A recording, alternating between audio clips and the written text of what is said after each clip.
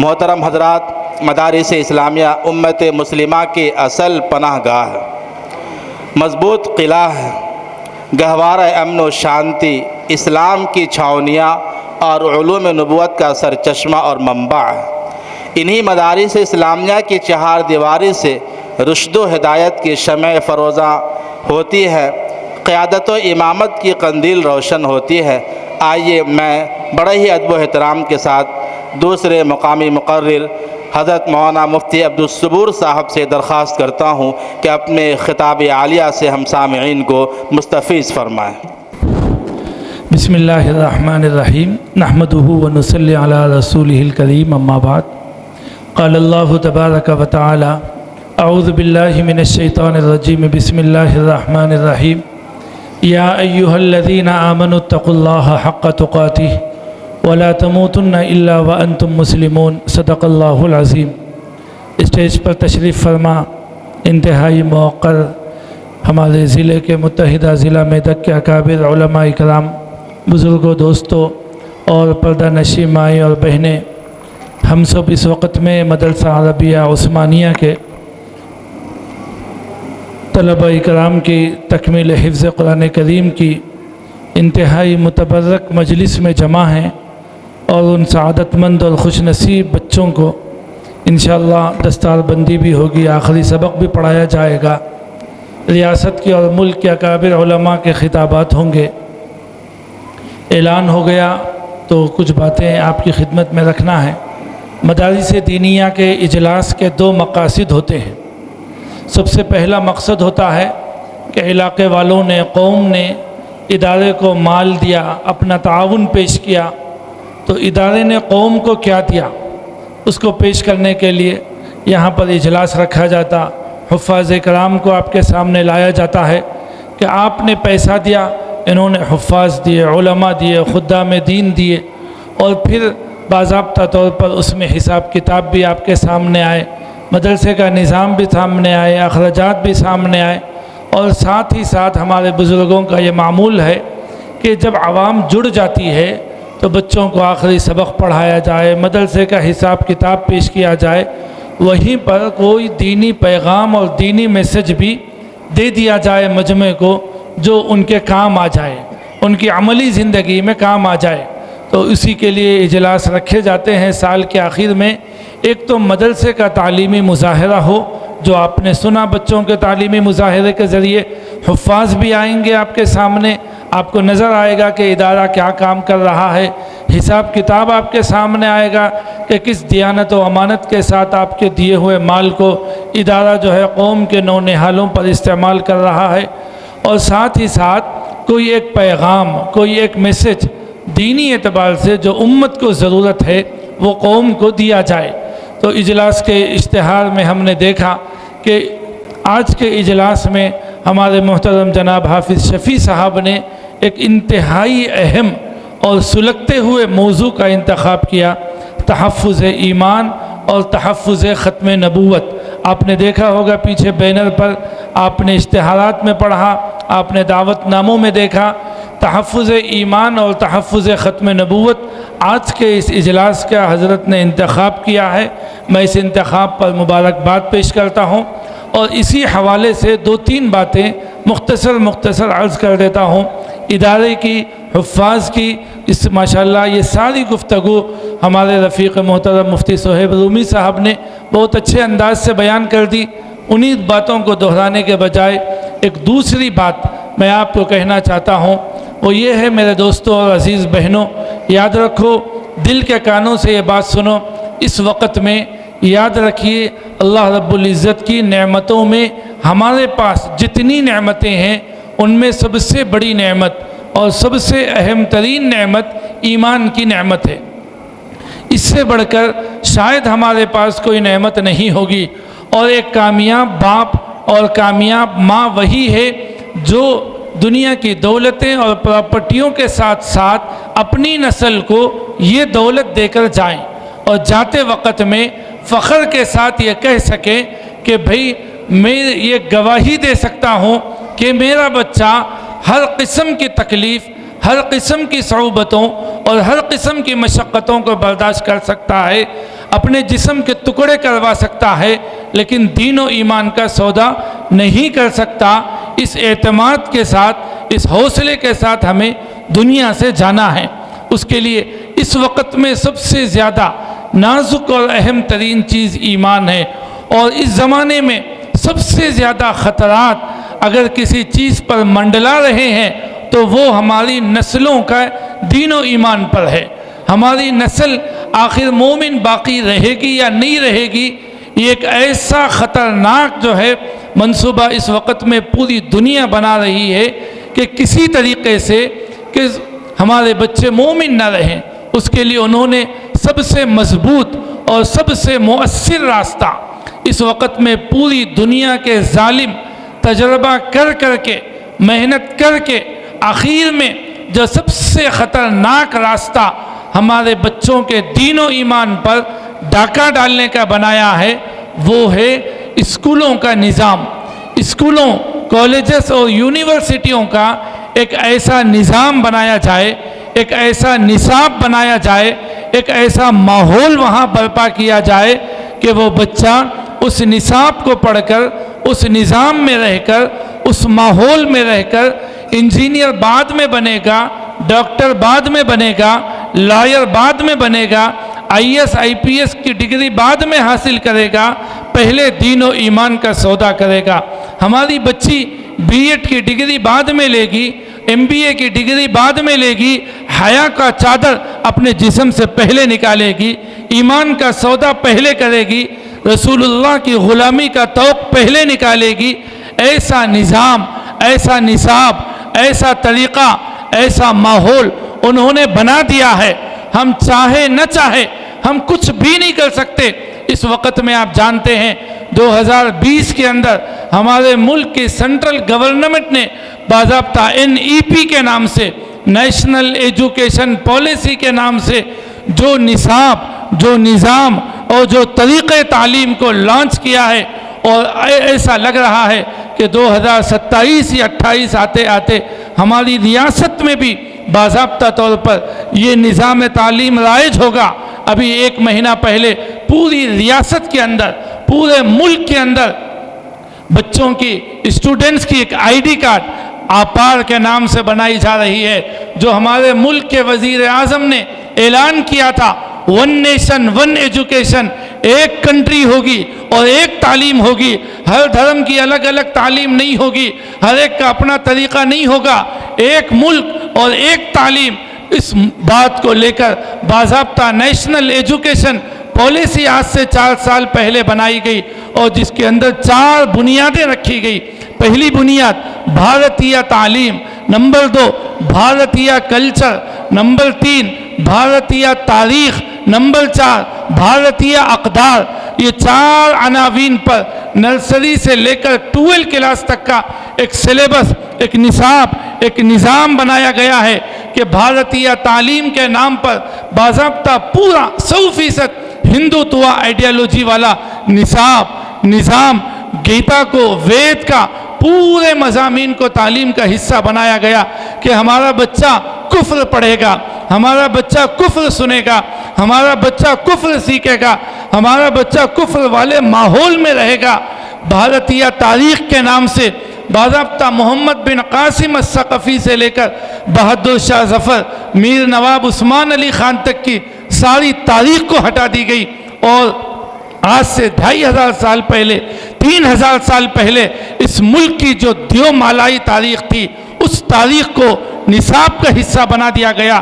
جب ہمارے بچے تاریخ کے نام پر، ہسٹری کے نام پر وہ تعلیم پڑھیں گے جو آج سے 3000 سال پہلے یہ کہا گیا، وہ نصاب اور وہ نظام میں لکھا گیا کہ آج سے 2500 سال پہلے ہمارا ملک اتنا ترقی یافتہ تھا کہ پلاسٹک سرجری کے اندر باضابطہ ایک انسان کو ہاتھی کے سونڈ لگا دی گئی تو وہ گنیش جی بن گئے۔ ہم اتنے پاورفل تھے کہ ہنومان جی ہواؤں میں اڑ کر سری لنکا سے یہاں تک آ گئے۔ ایسی طاقت، ایسی قوت باضابطہ سلیبس میں باضابطہ یہ کہا گیا کہ بھئی یہ اس کا خدا ہے، یہ اس کا خدا ہے۔ لکشمی دیوی یہ مال کا خدا، یہ سرسوتی دیوی یہ علم کا خدا ہے، یہ ہنومان جی یہ طاقت و قوت کے خدا ہے، تم ان کی عبدیت کرو، تم ان کی بندگی کرو۔ باضابطہ آرٹس کے نام سے، ایکٹیویٹی کے نام سے وہ سارا کچھ مواد اس کتاب میں ڈال دیا گیا ہے، اس نصاب میں ڈال دیا گیا ہے، اور کلچر کے نام سے، تہذیب کے نام سے 100% ہندوتوا کلچر کو بھارتیہ کلچر کا نام دے کر سلیبس کے اندر داخل کیا گیا۔ ایسے وقت میں خطرہ ہے کہ مسلمانوں کے آنے والی نسل کا دین و ایمان کا مسئلہ شاید ملت اسلامیہ کو ماپ لنچنگ سے، بے روزگاری سے، سیاست میں حصہ داری نہ ہونے سے شاید اتنا نقصان نہیں ہوگا جتنا نقصان یہ لوگ تعلیم کے راستے سے ہمارے بچوں کے دین و ایمان پر ڈاکہ زنی کے حوالے سے کر رہے ہیں۔ ایسے وقت میں میرے بھائیوں، بہت بڑی ذمہ داری والدین کی آتی ہے۔ والدین صرف اس کا نام نہیں ہے کہ بچے پیدا کریں، والدین اسے نہیں کہتے کہ ان کے کھانے پینے کا انتظام کرے، یہ کام تو جانور بھی اپنے بچوں کا کرتا ہے۔ ہم ایک نبی کے غلام، ایک محمد الرسول اللہ کے امتی ہونے کے ناطے ہمیں یہ سبق دیا گیا۔ صحابی رسول پیغمبر کے پاس آ رہے ہیں، آ کر سوال کر رہے ہیں، اے اللہ کے رسول میں نکاح کرنا چاہتا ہوں، کیسی عورت سے نکاح کروں؟ تو فرمایا پیغمبر نے، ایسی عورت سے نکاح کرنا جو کل کو تمہاری اولاد کے حق میں ایک بہترین ماں ثابت ہو سکے۔ پیغمبر اولاد کی تعلیم کی وہاں سے فکر کر رہے ہیں۔ پیغمبر کہہ رہے ہیں کہ بھئی جب میاں بیوی آپس میں ملتے ہیں دعا پڑھو تاکہ شیطانی اثرات سے نسل محفوظ رہے۔ بچہ پیدا ہو جاتا ہے، کان میں اذان اور اقامت کی تعلیم دی گئی اور یہ بتایا گیا، اے امت محمدیہ، اپنی اولاد کی ہر چیز کی فکر بعد میں کرنا، پہلے ایمان کی فکر کرنا۔ توحید، رسالت، آخرت، دین، ایمان ان کی گٹی میں پلا دینا، ان کی رگ رگ اور نس نس میں پلا دینا۔ اللہ کی محبت، اللہ کی عقیدت، اللہ کی عظمت، اللہ کی قدرت، اللہ کی بڑائی، یہ ایک باپ کے ذمے ہے، ایک ماں کے ذمے ہے، اپنے بچوں کے سامنے تعارف کرائے۔ ماں خاندان کے ایک ایک فرد کا تعارف کراتی ہے، بیٹا یہ تیرے ماموں ہے، بیٹا یہ تیرے چچا ہے، بیٹا یہ تیرے خالو ہے، ایک ایک کا تعارف کراتی ہے۔ دل پر ہاتھ رکھ کر کہیں میرے ماں بہنوں کہ کتنی مائیں ایسی ہیں جنہوں نے اپنے بچوں کے سامنے خدا کا تعارف کرایا ہو، خدا کی عظمت کا احساس دلایا ہو۔ ماموں کون ہے آپ نے بتا دیا، چچا کون ہے آپ نے بتا دیا، خالو کون ہے آپ نے بتا دیا، ابا کے دوست کون ہے، دادا کے دوست کون ہے، پردادا کے دوست کون ہے، گاؤں میں رہنے والوں کے ساتھیاں کون ہیں، ان کا تعارف کرایا۔ لیکن اگر نہیں کرایا، ہماری ماں نے، ہمارے باپ نے، تو خدا کا تعارف نہیں کرایا، خدا کی عظمت کا احساس نہیں دلایا، خدا کی قدرت اور اس کی جباریت، اس کی رحمان اور اس کے رحیم ہونے اور اس کے قہار ہونے کا احساس نہیں دلایا۔ آج میرا بچہ ہر چیز جانتا ہے، اگر نہیں جانتا خدا کو نہیں جانتا۔ نبی کے بارے میں کیا عقیدہ ہونا چاہیے میرا بچہ نہیں جانتا۔ ختم نبوت کا کیا مطلب ہے، رسول اللہ کی شان ختم نبوت، یہ رسول اللہ کا کتنا بڑا اعزاز ہے، یہ کتنا بڑا اکرام ہے۔ اگر کوئی بندہ آج اگر یہ کہتا ہے کہ میں آخری نبی ہوں، کوئی مہدی ہونے کا، کوئی عیسیٰ ہونے کا دعویٰ کرتا ہے، تو بالراست وہ رسول اللہ کی شان ختم نبوت میں ڈاکہ ڈال رہا ہے۔ ہم نے نہیں بتایا، ہماری نسل ہر چیز کو جانتی ہے، نبی کو نہیں جانتی۔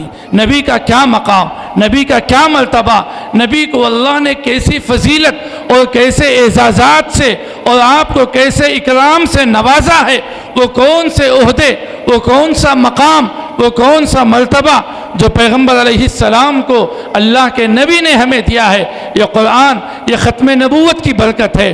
یہ قرآن گواہی دے رہی ہے کہ رسول اللہ آخری نبی ہے، رسول اللہ پر دین مکمل ہو چکا، یہ قرآن آخری کتاب ہے اور تم آخری امت ہو۔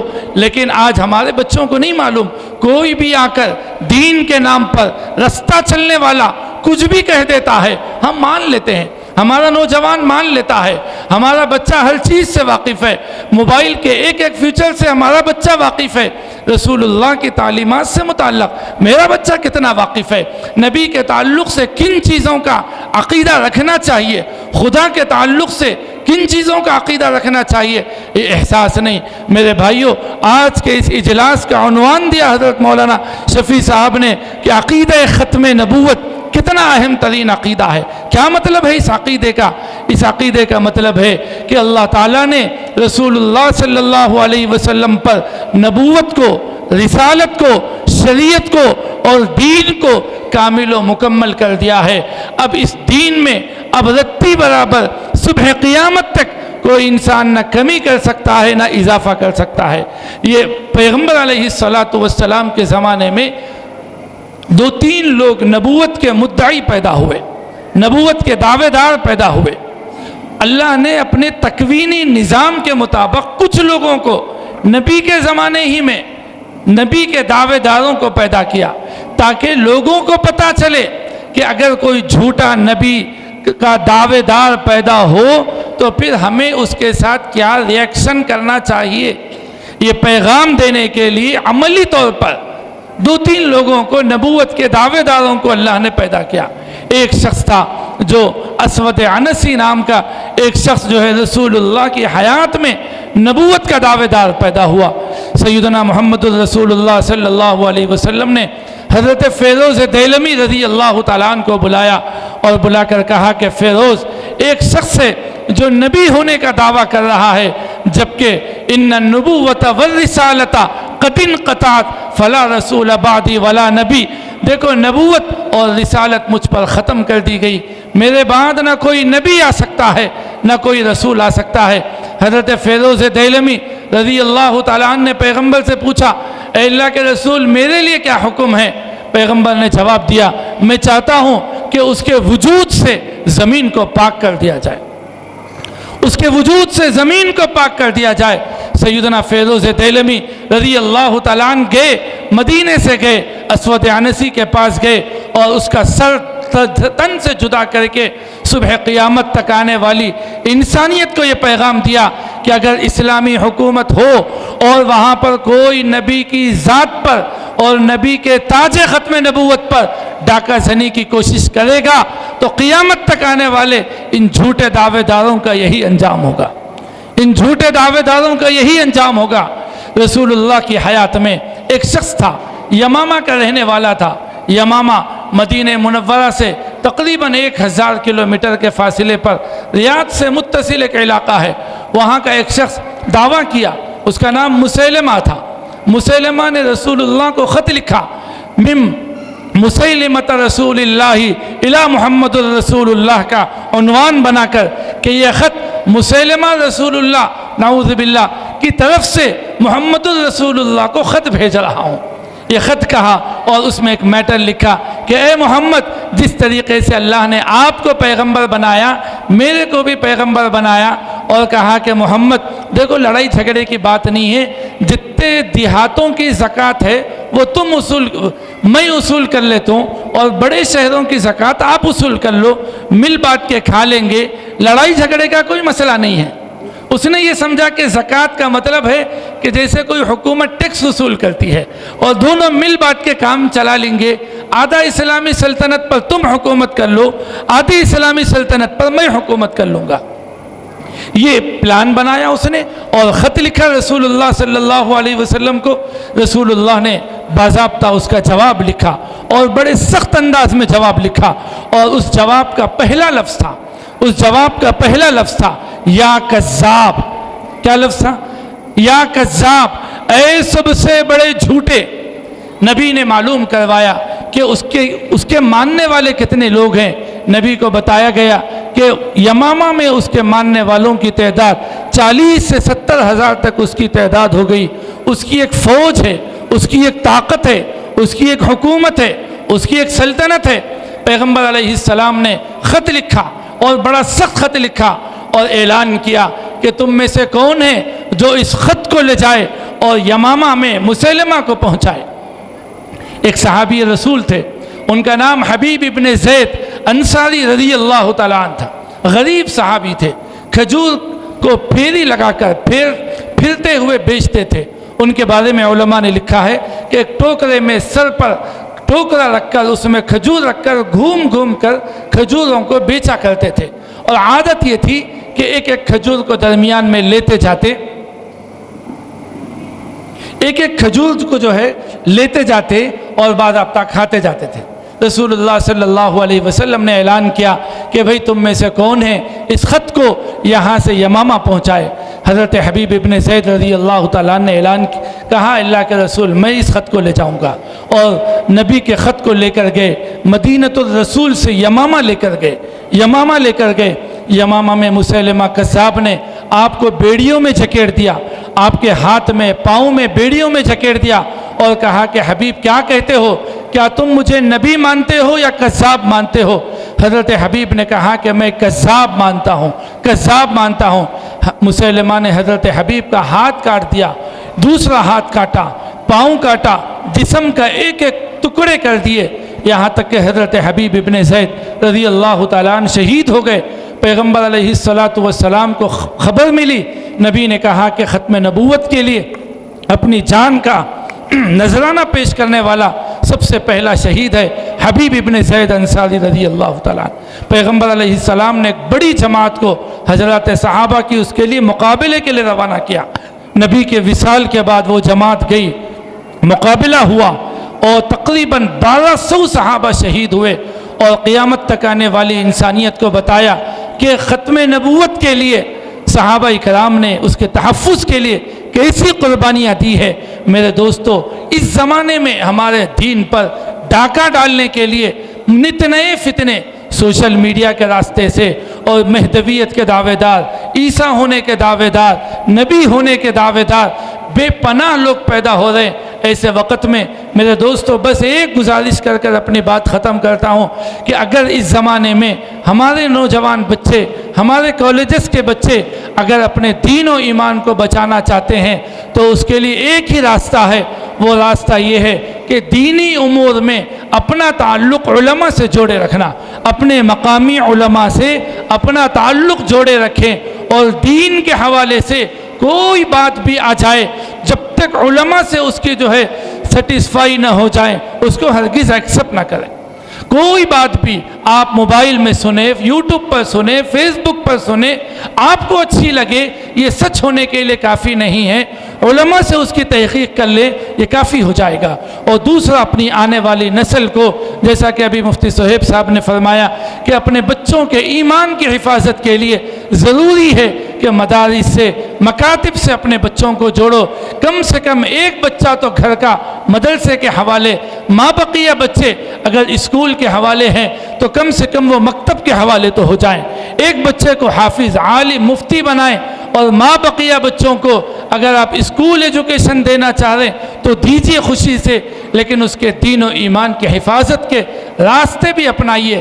گھر کا ماحول دینی ہو، گھر کے اندر بچوں کی دینی بنیادوں پر تربیت ہو، توحید، رسالت، آخرت کے عقیدوں کو ان کے دل و دماغ میں بٹھایا جائے، خدا کی محبت، نبی کی محبت، قرآن کی محبت، صحابہ اور اہل بیت کی محبت ان کی گتھی میں پلا دی جائے، تاکہ آئندہ زمانے میں جتنے سخت حالات آ جائیں ہمارا بچہ کٹ تو سکتا ہے، جل تو سکتا ہے، اپنی جائیدادوں کا نیلام تو کر سکتا ہے، لیکن دین و ایمان کا سودا کرنے والی ہماری نسل نہ بنے۔